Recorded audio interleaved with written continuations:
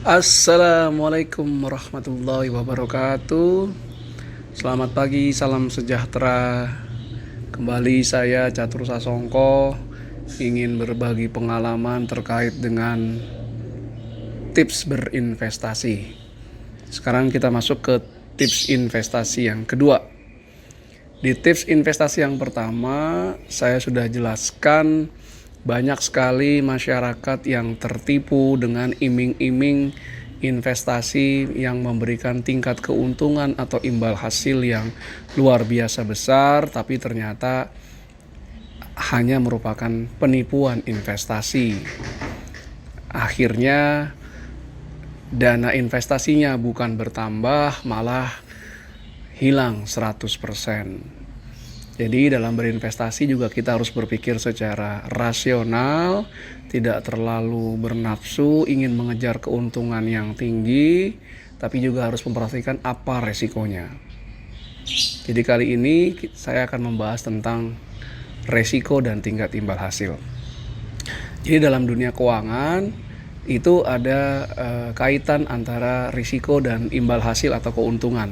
Semakin tinggi keuntungan atau imbal hasil yang kita ingin peroleh, maka semakin tinggi pula risikonya. Risikonya adalah pertama, tingkat keuntungan yang kita akan dapat 4,8% di akhir tahun, seperti yang dijanjikan saat kita membuka deposito. Jadi itu yang kita anggap dalam keuangan adalah risikonya 0. Di sini kita abaikan dulu tingkat inflasi. Risiko 0 berarti apa yang dijanjikan itu yang akan diperoleh saat berakhirnya masa investasi misalnya. Nah, setelah deposito, kalau kita ingin membeli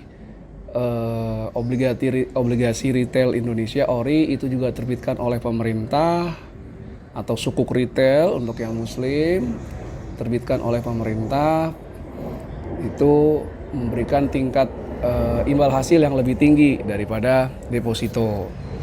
Resikonya pemerintah diasumsikan tidak pernah bangkrut, jadi akan bisa dibayar. Namun uang yang kita tempatkan itu biasanya akan ditempatkan selama 3 tahun. Jadi selama 3 tahun kita tidak bisa menggunakan uang yang kita investasikan. Nah, setelah itu bisa membeli reksadana. Nah, reksadana berarti tingkat imbal hasilnya juga sudah mulai meningkat dari tadi obligasi retail ataupun sukuk retail. Namun kenaikan imbal hasil ini juga berarti peningkatan pada risiko yang harus ditanggung oleh investor yang membeli reksadana. Apa risikonya? Reksadananya tidak bisa memberikan keuntungan yang dijanjikan.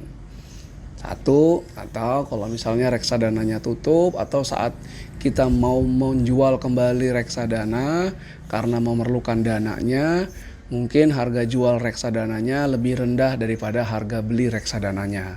Berarti dana investasi yang kita tarik kembali lebih rendah dari yang kita investasikan. Berarti mengalami kerugian. Nah, dari reksadana mungkin mau coba membeli saham. Nah, membeli saham ini berarti tingkat risikonya juga meningkat, tapi juga tingkat imbal hasil yang diharapkan juga akan meningkat. Jadi kalau kita membeli saham, ada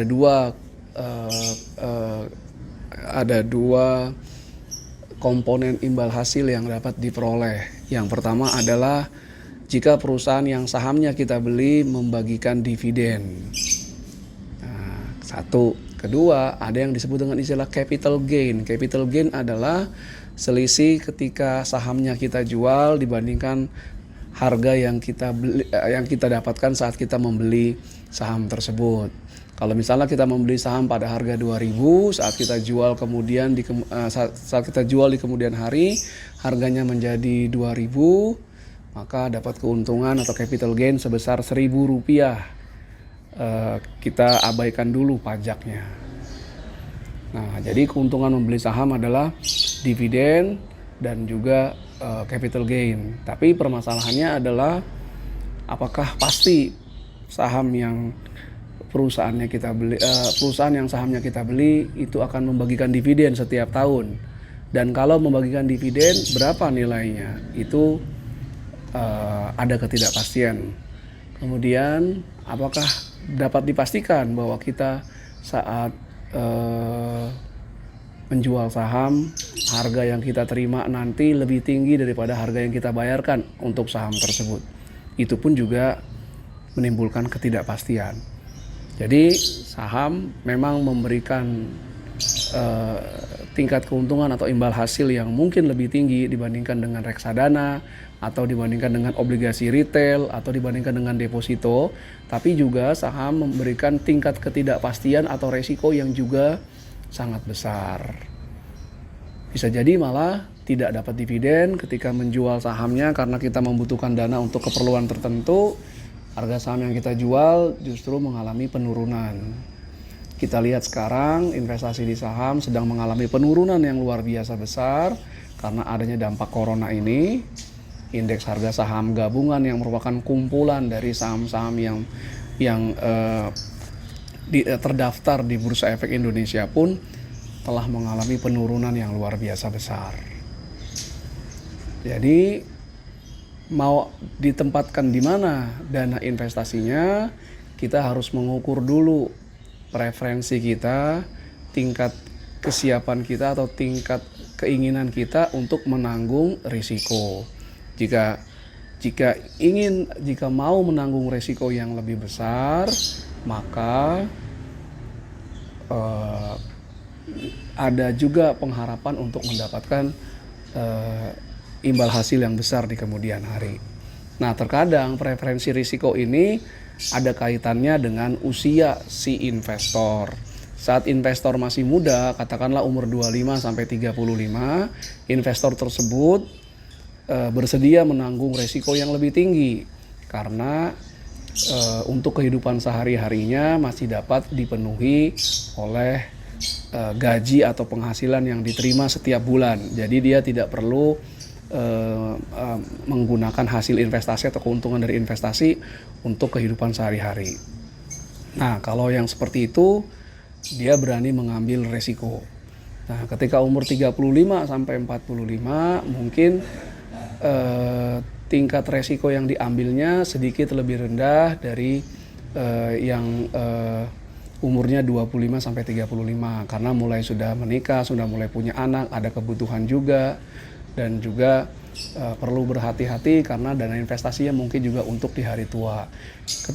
Jadi mungkin yang 25 sampai 35 lebih banyak membeli saham, ketika 35 sampai 45 mungkin sudah mulai banyak membeli sukuk retail atau obligasi retail.